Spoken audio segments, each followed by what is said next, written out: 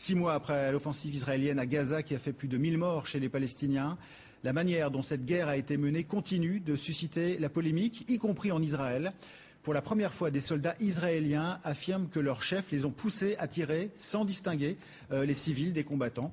Ces témoignages ont été recueillis par une association israélienne de défense des droits de l'homme. Memona Interman. 22 jours de guerre à Gaza, plus de 1400 morts, dont 900 civils au moins.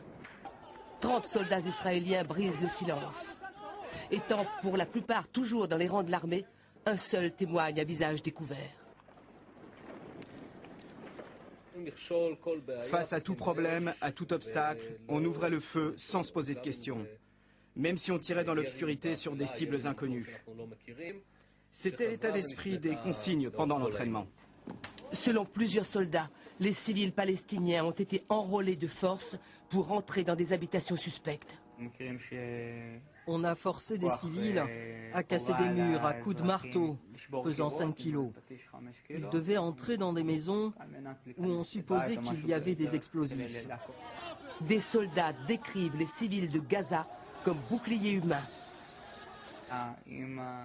Parfois, on obligeait un civil à marcher devant un soldat.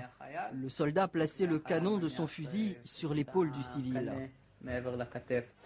D'après les témoignages recueillis par l'ONG israélienne, la guerre à Gaza avait un but, la politique de la terre brûlée. Le but était de laisser une zone stérile derrière nous. Et la meilleure manière de faire ça, c'était de tout raser. Pour l'armée, ce rapport est fondé sur des on-dit et une mauvaise méthode. Une fois de plus, une organisation des droits de l'homme présente à Israël et au monde un rapport basé sur des témoignages anonymes et à caractère général, sans procéder à des enquêtes détaillées et crédibles. Il faut du temps pour que la vérité éclate après une guerre. Avec l'habitude du débat démocratique, cela va parfois un peu plus vite chez les Israéliens. En Israël, on reparle de l'opération Plomb durci qu'avait menée l'armée dans la bande de Gaza en janvier dernier. Cette fois, ce sont des soldats israéliens qui l'affirment. Leurs chefs les ont bien incités à tirer d'abord et à se préoccuper ensuite de distinguer les combattants des civils. Justine Katz. Des soldats israéliens en plein combat, c'était en janvier dernier lors de l'offensive de Tsahal dans la bande de Gaza. Aujourd'hui, une trentaine d'entre eux l'affirment. Leurs forces se sont ruées sur le territoire sans retenir leurs tirs. Les consignes étaient claires, tirer sur tout ce qui paraît suspect. À chaque obstacle, chaque problème, nous ouvrons le feu sans poser de questions. Des tirs dans le noir, des tirs qui visent des cibles non identifiées, des tirs de dissuasion, aucun problème avec tout ça. Un véhicule qui est dans le chemin, écrase-le. Un immeuble dans le chemin, tire dessus. Voilà ce qui était répété tout au long des entraînements. Pendant les briefings de l'armée, personne ne mentionnait le sort des civils innocents. Non. Ce n'était pas évoqué. Et si on en parlait, c'était seulement pour dire qu'il n'y a pas d'innocents, parce que là-bas, chaque personne est un ennemi. Selon les Palestiniens, 900 civils auraient perdu la vie sur un total de 1400 victimes. L'offensive était d'une telle violence que des rues entières de Gaza ont été complètement rasées. C'était clair que nous étions là pour peu de temps et que l'objectif c'était de laisser une région stérile derrière nous. Et la meilleure façon d'y arriver, c'est de la détruire. Selon ces soldats, des bombes au phosphore blanc auraient également été utilisées durant l'offensive. Des témoignages accablants recueillis par l'association israélienne de vétérans Breaking the Silence et qui viennent confirmer les accusations déjà portées par Amnesty International et par l'ONU. Mais l'État israélien nie et a d'ores et déjà accusé les soldats de calomnier l'armée. La guerre de Gaza a été menée sans retenue. C'est la bombe lâchée par une trentaine de soldats israéliens qui ont participé à l'opération en janvier dernier. Leurs témoignages anonymes ont été recueillis par l'ONG Breaking the Silence. Ils affirment que la priorité de Tsahal était de minimiser ses pertes pour s'assurer du soutien populaire israélien. Les instructions étaient sans équivoque, d'abord tirer, ensuite s'interroger. Ce sergent israélien parle à visage découvert.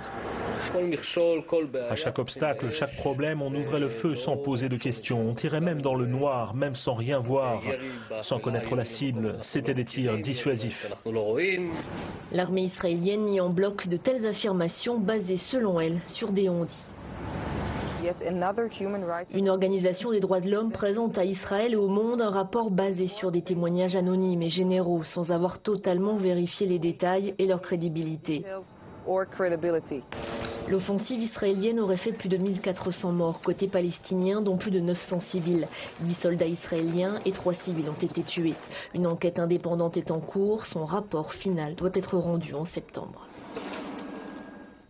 Les soldats ayant participé à l'opération Plomb Durci à Gaza il y a 6 mois, ils décrivent leur méthode de combat bien loin, vous allez le voir, des règles normales de l'engagement militaire. Tiffany Oswald. 27 décembre 2008, l'opération Plomb Durci est lancée par Israël. Objectif affiché, stopper les tirs de roquettes des combattants du Hamas sur les villes israéliennes. Mais des soldats de Tsahal affirment aujourd'hui que les ordres parlaient surtout de tirer dans le tas. Face à un obstacle, un problème quelconque, on ouvrait le feu sans poser de questions. Même s'il fallait tirer dans le noir contre une cible indéterminée, tirer à l'aveuglette ou tirer pour dissuader l'ennemi, tout était permis.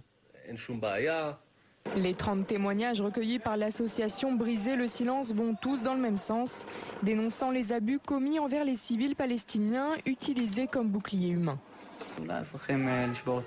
On ordonnait simplement aux civils de détruire des murs et parfois on obligeait l'un d'entre eux à marcher devant un soldat pendant que celui-ci posait le canon de son arme sur l'épaule du civil. Ces accusations ne sont bien sûr pas du goût de l'armée israélienne qui préfère parler de simples rumeurs sans fondement.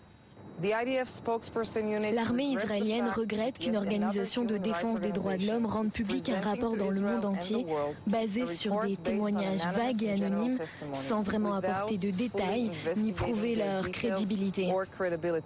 Pendant 22 jours, le conflit de la bande de Gaza a fait plus de 1100 victimes côté palestinien et 13 tués côté israélien.